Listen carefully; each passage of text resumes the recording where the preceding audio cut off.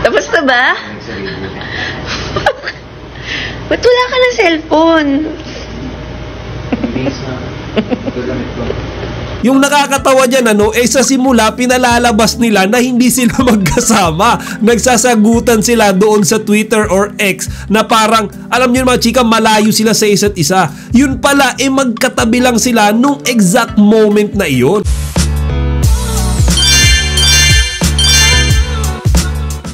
Magandang araw mga kachika, Rigel po ulit ang inyong Chika Patrol. Bago tayo magsimula mga kachika, inaanyayahan ko muna kayong mag-subscribe dito sa ating munting channel para palagi kayong updated sa mga latest at nagtitrending na mga showbiz balita. Magiging masaya ang weekend ng mga Kim Pao fans dahil sa ayuda na ibinigay ni Kim Chiu at Paolo Abilino ngayong araw. Ngayon mga chika, sa mga hindi pa aware, kani-kanina lamang nag-post si Paolo Abilino sa kanyang ex or previously known as Twitter account. Ngayon ang sabi niya nga dyan mga kachika, as Pao habang traffic. So mga kachika, nireplyan naman kaagad yan ng ating chinita princess na si Kim Chiu, kung saan sinabi niya mga kachika, tapos na ba? Sayang, di ko naabutan. Tatanong sana ako. #AskPao. Tapos eto namang si Paolo nireplyan yung tweet sa kanya ni Kimi. Sabi niya hindi pa daw. So ayan nga mga chika, so ang assumption ng mga Kim Pao fans hindi sila magkasama ngayong araw. Kasi nga dun sila sa Twitter or X account nag-uusap.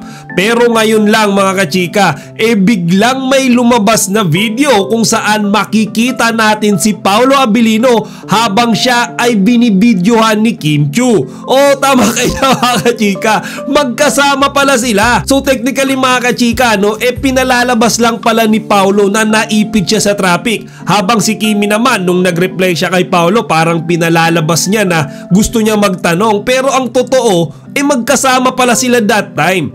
Panoorin nyo to mga kachika. Tapos na ba? Ba't wala ka ng cellphone? So ayan nga mga kachika, papapanood natin dyan na tinatanong ni Kimi si Paolo kung tapos na ba. Yung tinutukoy niya nga dyan yung AskPao sa Twitter or sa X account. Ngayon mga chika, ito naman si Paolo tila nag-warm up. Nagtanong pa nga si Kimi dyan, di ba, kung nasa na yung cellphone mo. Tapos si Paolo mga chika, parang hiyang-hiya siya dyan nung kinunan siya ng video ni Kimi. Kaya ang ginawa niya na lang, tumalikod siya, hinawakan niya yung damit ni Kimi. Sabay sabi na magbibihis na lang daw siya. Di ba mga kachika? Sino bang hindi kikiligin dyan? So marami yung nadismaya kanina kasi nga tape na naman daw yung Eat Showtime, hindi na naman daw makikita si Kimi. Ang dami nagtatanong, nasan nga ba ang ating chinita princess? Bakit wala siya lagi sa Eat Showtime? Ngayon, iyan pala yung reason mga kachika, magkasama pala sila ni Paolo Abilino. So ngayong araw lang yan hindi pa natin alam kung nung mga nakaraang araw ay magkasama din sila. Feeling ko nga, strong assumption ko lang naman to.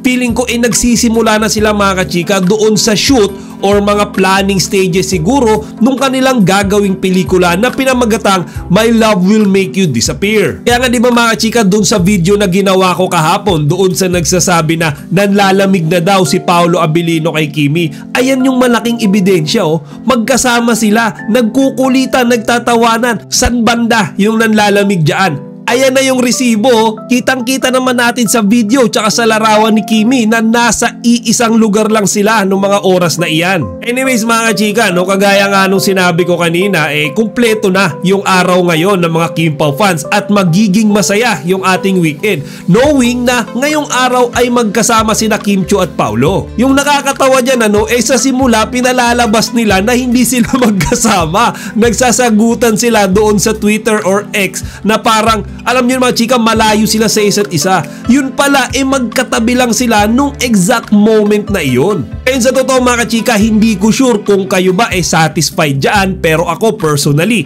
yung simpleng bagay na yan, yung simpleng act na yan, kinikilig na ako. Bakit? Kasi di ba mga chika, most of the time inaakala natin na lagi silang hindi magkasama Most of the time iniisip natin perke wala tayong update mula sa kanila magkahiwalay sila, may kanya-kanya silang mga lakad. Pero yan mga kachika yung patunay, parang kahit na pinalalabas nila sa kanilang mga fans na hindi sila magkasama, ang katotohanan pala mga kachika katabi lang nila yung isa't isa. At At itong pangyayaring ang ito ay ang isang malaking katibayan. O siya mga chika, hanggang dito na lang muna. Sana pare-pareho tayong naging masaya sa paayuda ng Kim Pao sa atin ngayong araw ng Biyernes.